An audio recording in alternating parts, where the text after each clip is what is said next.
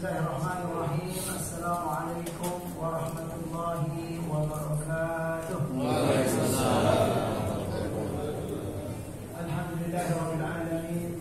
Nahmadullaha ala ni'amihi bi jami'i mahamidih wa nuthni alayhi bi alaihi fi badi'il amri wa a'ilih wa nashkuruhu ala wafiri ata'ihi wa rafidihi wa na'tarifu bi lutfihi fi masadiri tawfiqi wa mawalidih. وأشهد أن لا إله إلا الله وحده لا شريك له وأشهد أن محمدا عبده ورسوله لا نبي بعد. اللهم صل وسلم وبارك على نبينا محمد وعلى آله وصحبه أجمعين. أما بعد فقال الله تعالى في القرآن الكريم: أعوذ بالله من الشيطان الرجيم. يا أيها الذين آمنوا كتب عليكم الصيام كما كتب على الذين من قبلكم لعلكم tattaqun. Shadaqallahul azim. Jemaah kaum muslimin kaum muslimah sidang salat tarawih yang dimuliakan oleh Allah Subhanahu wa taala. Bersyukur kehadiran Allah Subhanahu wa taala atas segala nikmat yang telah dikaruniakannya kepada kita, kepada kedua orang tua kita dan kepada seluruh hamba yang kita sayangi dalam hidup ini. Salawat dan salam semoga selalu disampaikan oleh Allah melalui lisan kita masing-masing kepada baginda Nabi Muhammad sallallahu alaihi wasallam. Berbahagialah hamba yang selama hidupnya banyak membaca salawat dan salam kepada baginda Nabi. Berbahagialah hamba yang selama hidupnya, ini mumpung hidup, mumpung kita masih hidup. Berbahagialah hamba yang selama hidupnya punya niat yang baik, punya tekad yang kuat untuk mengamalkan sunnah-sunnah Nabi semampu dia. Nggak bisa di sini, di sisi ini, nggak bisa di sini, di sisi ini. Pokoknya sunnah Nabi itu sangat banyak sekali. Nah, subhanallah. Baiklah jemaah sekalian yang dimuliakan oleh Allah Subhanahu wa taala. Saya akan mulai ke tausiah kita malam hari ini dengan sebuah pernyataan dari Al-Imam An-Nawawi rahimahullah. Imam Nawawi itu termasuk, kalau kita bisa simpulkan, salah satu imam atau ulama yang dalam dunia Islam itu tidak banyak diperselisihkan, Pak. Ya, artinya apa? Semua mengiyakan, banyak mengiyakan. Ya, jarang sekali gitu kan. Beliau punya kitab yang berjudul Al-Adhkar. Al-Adhkar, kitab judulnya Al-Adhkar. Kalau bahasa kitanya dikir-dikir. Dalam kitab itu dijelaskan banyak rahasia-rahasia, Pak. Kitab ini sangat berharga dan penting sekali. Ada istilah dalam dunia para ulama, bi'idar washtari al-adhkar. Apa? Juallah rumahmu dan beli kitab al-adhkar. Begitu istilahnya, Pak. Kira-kira gimana itu, Pak? Penting sekali bukunya gitu. Masa cuman bukunya kalau diklik di online itu Pak, keluar paling ya 200 atau 150. Tapi kok bisa begitu kata para ulama? Jual rumahmu dan beli kitab al-adhkar. Penting bagi setiap kaum muslimin, kaum muslimah. Baca itu, terjemahannya sangat banyak sekali. Dalam kitab itu, jamaah sekalian yang dimuliakan oleh Allah Subhanahu wa taala, beliau menyampaikan, ya, "I'lam annahu yustahabbu liman tajaddadat lahu nikmatun dhahirah wa awin dafa'an anhu nikmatun dhahirah ayyasjuda syukran lillah." Ini penting. Apa maknanya? Disunahkan, kata Imam Nawawi, disunahkan bagi setiap hamba yang mendapatkan nikmat yang terbarukan. Nah, nikmat terbarukan ini kita contoh nih, kita diizinkan oleh Allah Subhanahu wa taala menikmati bulan Ramadan tahun ini. Kira-kira nikmat enggak itu jemaah? Oh, subhanallah, ya, nikmat sekali ya orang yang diberi kesempatan. Barangkali ada tetangga kita yang tahun ini tidak ikut ya Ramadan bersama kita. Subhanallah, itu izin dari Allah Subhanahu wa taala. Boleh jadi ada seorang hamba yang malam pertama kemarin asarnya meninggal. Subhanallah. Itu jadi apa, ini karunia sangat besar. Jadi dianjurkan barang siapa yang mendapatkan nikmat yang terbarukan atau dia dihindarkan oleh Allah Subhanahu wa taala dari nikmatun dhahirah. Nikmat itu ya seperti penyakit atau bala, bencana, dihindarkan oleh Allah. Ya, disunahkan apa kata beliau? Ayyasjuda syukran lillah. Sujudlah atas syukur kepada Allah Subhanahu wa taala. Bagi jamaah yang dari awal kemarin belum sempat sujud syukur ya boleh nanti setelah sholat sujud syukur itu tidak perlu pakai rakaat Pak. Allahu Akbar, sujud saja, langsung sujud. Nah, dalam sujud itu kita puji Allah, alhamdulillah ya Allah, alhamdulillah ya Allah, alhamdulillah. Atau baca subhanallah walhamdulillah wala ilaha illallah wallahu akbar. Nanti pas bangkitnya kalau mau pakai salam silakan, mau tidak pakai salam enggak apa-apa. Yang penting sujudnya itu. Ini poin yang pertama. Ya kalau saya syukur alhamdulillah. Ya karena menyampaikan ini harus lakukan dulu Ustaz. Alhamdulillah. Kalau saya kemarin di asar saya sujud syukur setelah sholat isya sebelum mau ceramah ya saya ceramah perdana kemarin di Tangsel sana gitu loh Pak ya. Ingin sekali sujud lagi gitu, nggak apa-apa diulang-ulang, nikmat sekali gitu kan. Alhamdulillah. Baiklah jamaah sekalian yang dimuliakan oleh Allah Subhanahu wa taala. Rasulullah SAW dalam riwayat hadis itu ya dia disampaikan ketika beliau ya melihat ya tanda-tanda bulan Ramadan sudah masuk, beliau Rasulullah SAW memberi kabar gembira kepada para sahabat. Ya, kalau bahasa kitabnya, kana yubashiru ashabahu bidukhuli Ramadan. Nabi kita itu kalau udah masuk Ramadan Pak, beliau ngasih kabar gembira. Berarti apa? Kalau kabar gembira itu ya menyenangkan para sahabat. Bukan, besok puasa itu, besok Ramadan datang lagi. Bukan begitu bahasanya. Memberi yubashiru. Wahai sahabatku, begitu bahasanya. Karena yubashiru ashabahu, memberi kabar gembira kepada para sahabat. Lanjutan hadis itu apa? Riwayat yang pertama, qad ja'akum ya syahrul Ramadan, syahrul mubarak. Apa kata Nabi? Wahai sahabatku sekalian, qad ja'akum syahrul Ramadan, sungguh telah datang kepada kalian, kepada kita semua syahrul Ramadan, kata Nabi. Bukan dengan gaya biasa Pak. Syahrul Ramadan, syahrul mubarakun. Syahrul Ramadan itu syahrul mubarak, bulan yang diberkahi, bulan yang penuh keberkahan.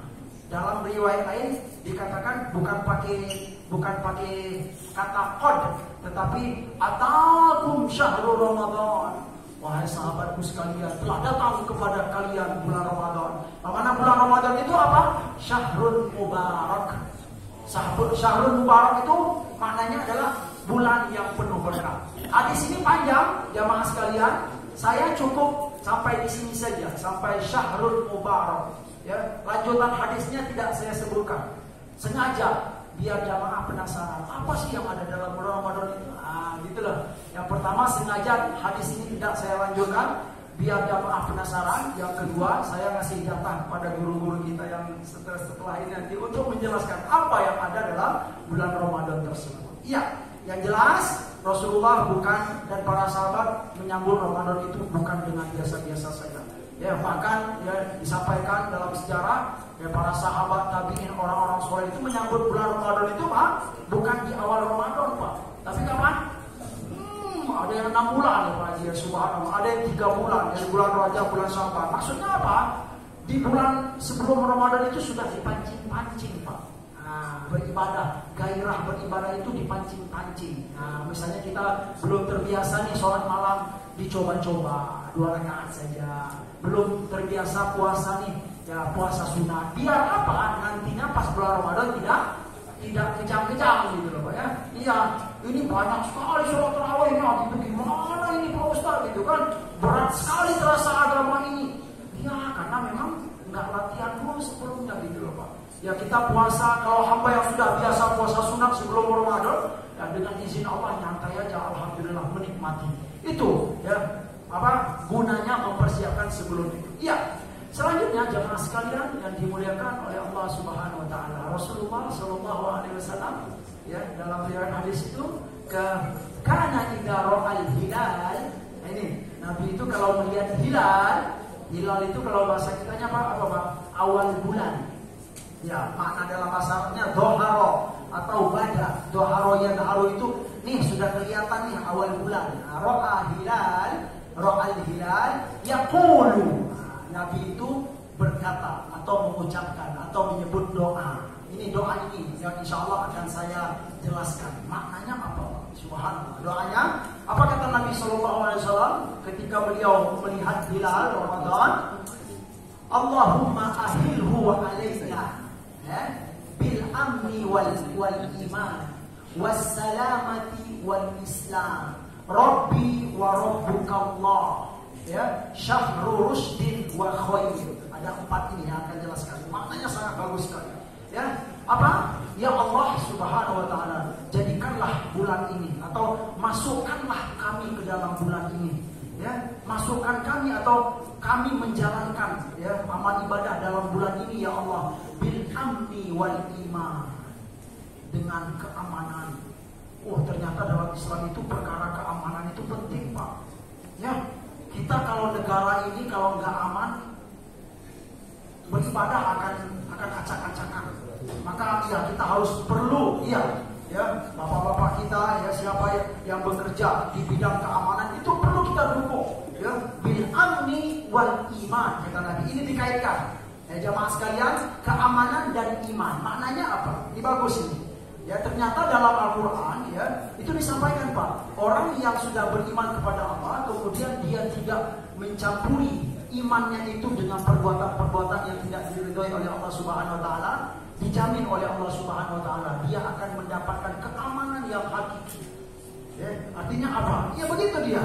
Keamanan yang hakiki yang akan diberikan oleh Allah itu bagi hamba yang beriman kepada Allah dan dia tidak mencampuri keimanannya itu dengan perbuatan-perbuatan yang tidak diridhai oleh Allah Subhanahu wa taala. Alladzina amanu wa lam yalbisu imanahum bidzulmin ulaika lahumul amnu kata Allah. Jaminan. Jadi kalau kita ingin mendapatkan keamanan yang hakiki, kalau konsep dalam Al-Quran, berimanlah kepada Allah Subhanahu wa taala. Karena dalam iman itu terdapat keamanan yang hakiki, yang dalam hati itu. Hamba, bagaimana tidak? Seorang hamba tidak merasa apa? Dia akan merasa aman dalam hidupnya.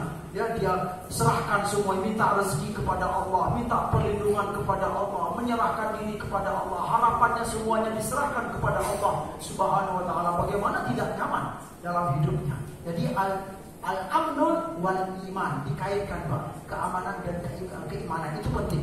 Yang kedua, wassalamati wal islam kata Nabi ketika melihat hilal.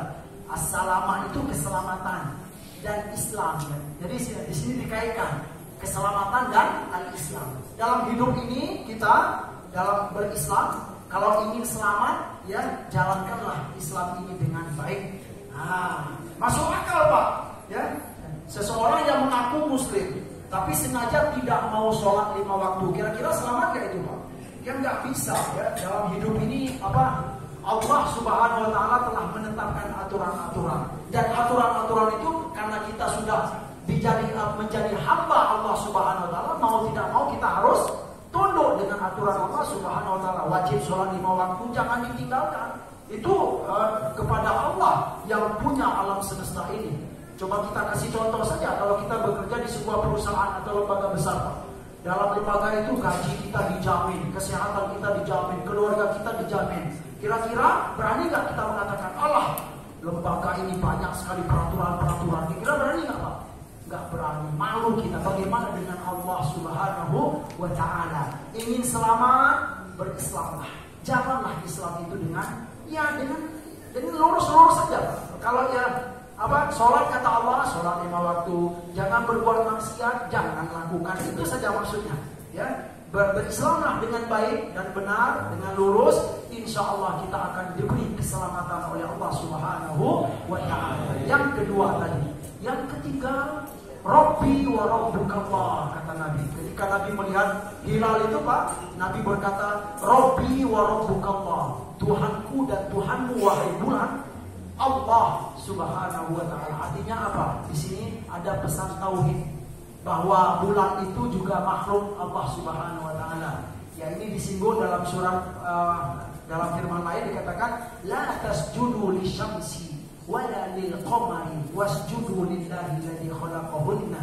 Jangan kalian sujud kepada matahari dan jangan pula kalian sujud kepada bulan, dan sujudlah kepada Allah yang menciptakan matahari dan bulan tersebut. Ini pesan ya, subhanallah. Jadi Rasulullah sengaja mengatakan Tuhanku dan Tuhanmu wahai bulan Allah Subhanahu wa taala. Kamu itu adalah makhluk Allah juga. Bersujud kepada matahari, ini ada pesan yang bagus juga. Kita teringatkan dengan kisah siapa Pak? Kisah burung hudhud. Burung hudhud.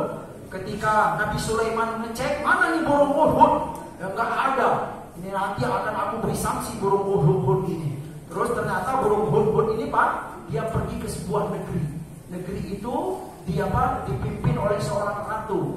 Dalam Al-Quran ya. Siapa namanya Pak? Ratu Balqis. Boleh dikatakan Ratu Balqis.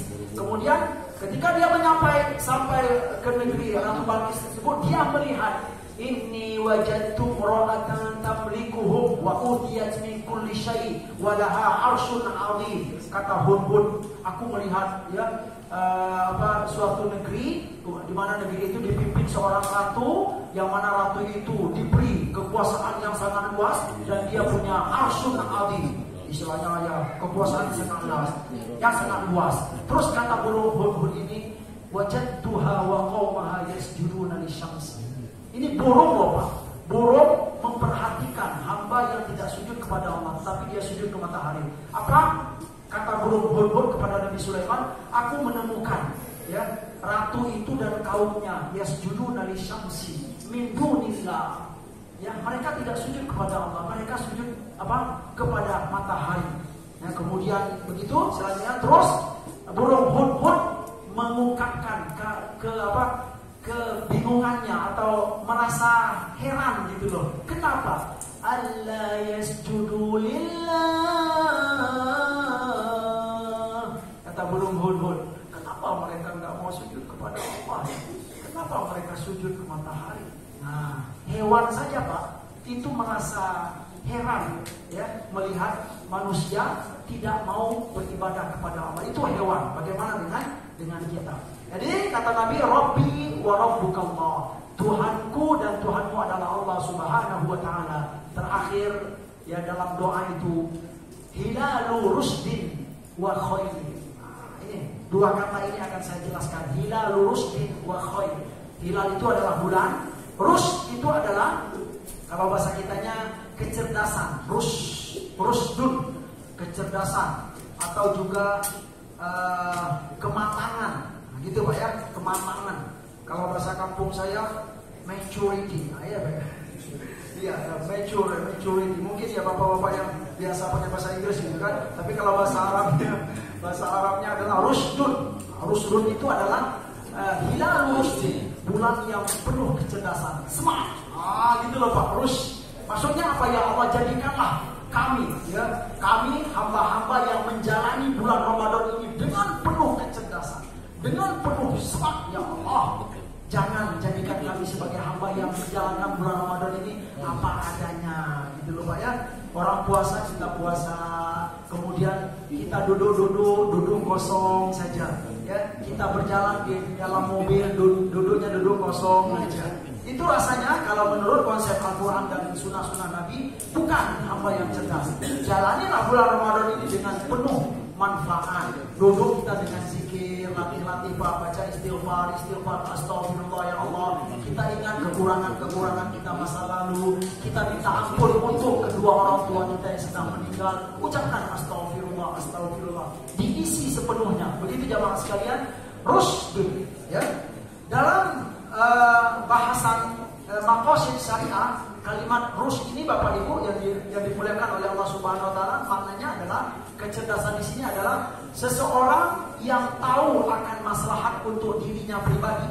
Itu adalah hamba yang memiliki rusyd dalam dirinya. Artinya apa? Maslahat pribadi itu kita dalam syariat Islam dianjurkan Pak untuk mengetahui maslahat pribadi kita masing-masing. Itu rusyd, hamba yang tahu dan kenal dan paham akan maslahat pribadinya, itu dia adalah hamba yang rusyd dan cerdas. Contohnya begini, seorang mahasiswa yang sedang kuliah, maslahat pribadinya apa Pak? Mahasiswa yang sedang kuliah, berarti saya harus cepat selesai kuliah. Itu maslahat pribadi. Mahasiswa yang begitu berarti dia ada rusyd dalam dirinya. Seseorang pebisnis, pebisnis dan pedagang, maslahat bagi dia apa Pak kira-kira? Bagaimana dagangan saya ini cepat laku dan cepat habis. Itu maslahat dirinya dan itu diperbolehkan. Hamba yang begini berarti dia punya kecerdasan dalam dirinya. Contoh lagi, seorang pemuda yang baru menikah, ya kan?